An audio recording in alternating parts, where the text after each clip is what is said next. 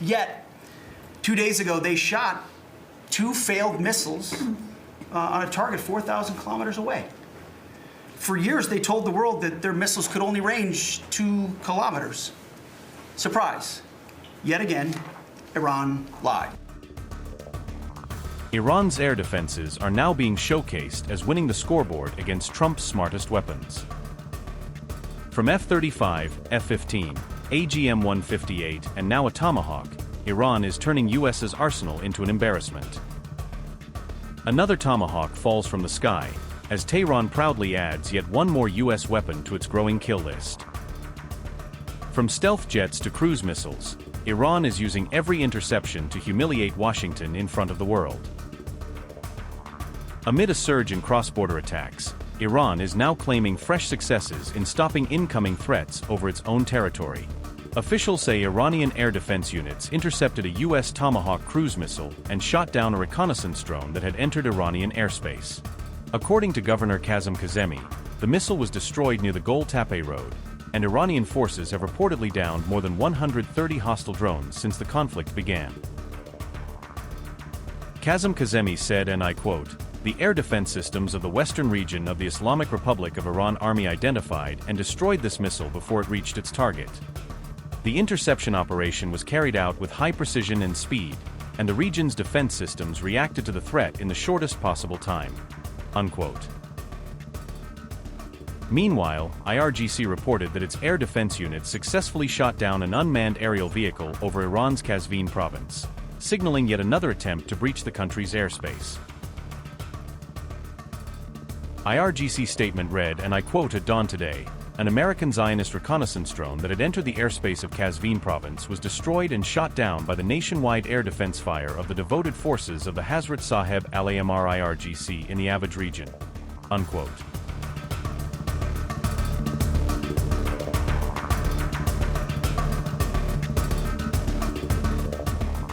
Iranian state media say their air defenses have destroyed more than 130 hostile drones since the start of the conflict, portraying it as proof of growing battlefield control. The military has also claimed that its forces have recently struck several intruding US fighter jets, framing these engagements as a direct challenge to American air superiority. According to Iranian reports, their armed forces have so far downed 6 US aircraft and over 100 drones or missiles, though these figures cannot be independently verified. The IRGC has further reported targeting a US F-15 warplane, describing the incident as a fresh escalation in the aerial contest over the region. Iran says its air defenses have intercepted multiple US-made AGM-158 cruise missiles near Tehran, adding that these interceptions demonstrate the range and precision of its systems. Tehran has also claimed it successfully targeted a US F-35 stealth fighter earlier in the conflict, calling it a symbolic blow against one of Washington's most advanced jets. Officials insist this was the 4th US warplane hit since fighting began on February 28, underscoring what Iran presents as mounting US losses in the skies. Despite US assertions that Iranian capabilities are being degraded, Tehran maintains that its air defense network continues to perform effectively under sustained pressure.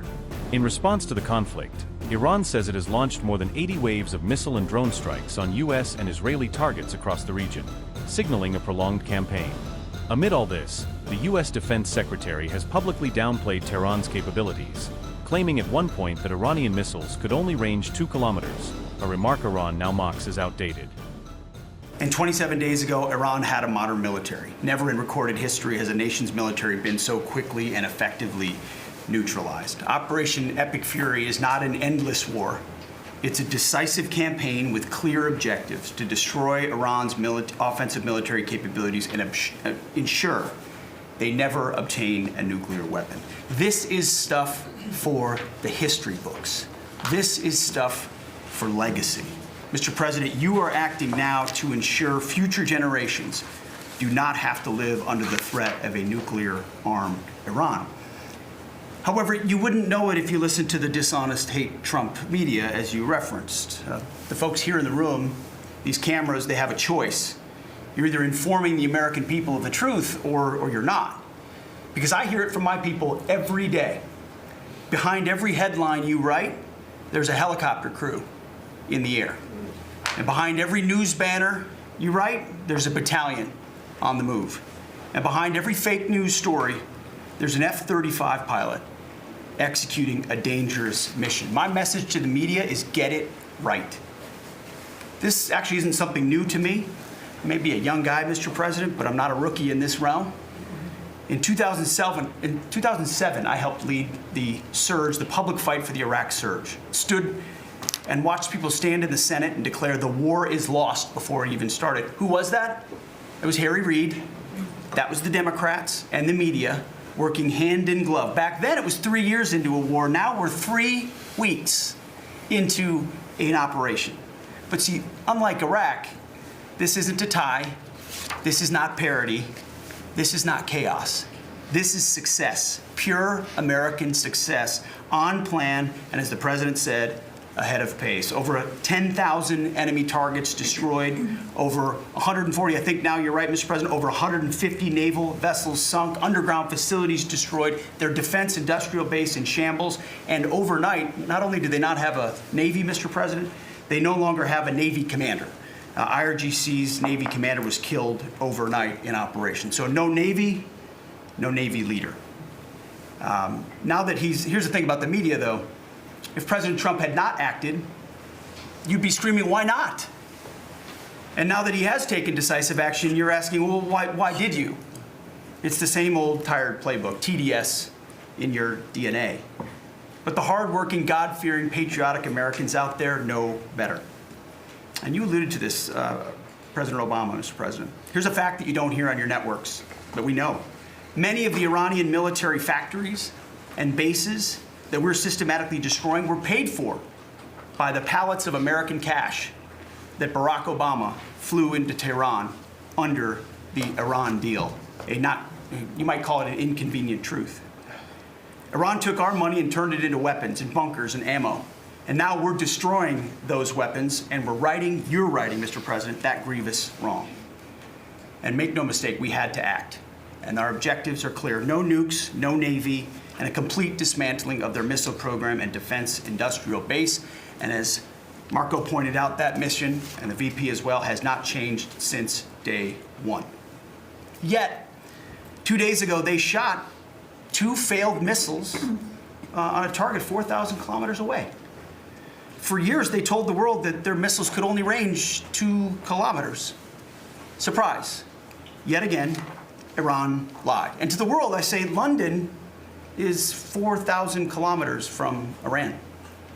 Washington, D.C. is 3,300 kilometers from Venezuela, another country President Trump did something about that partnered for a long time with Iran.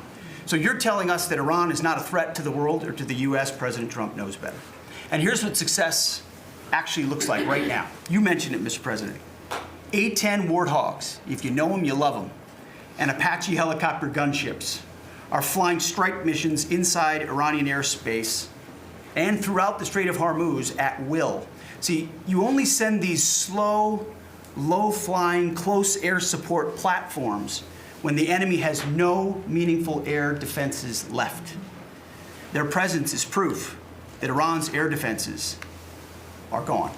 Their command and control is shattered, their top leaders hiding in underground bunkers, while their mid-level commanders are being crushed in the field, the morale of their fighters plummeting, and we see that disconnect daily.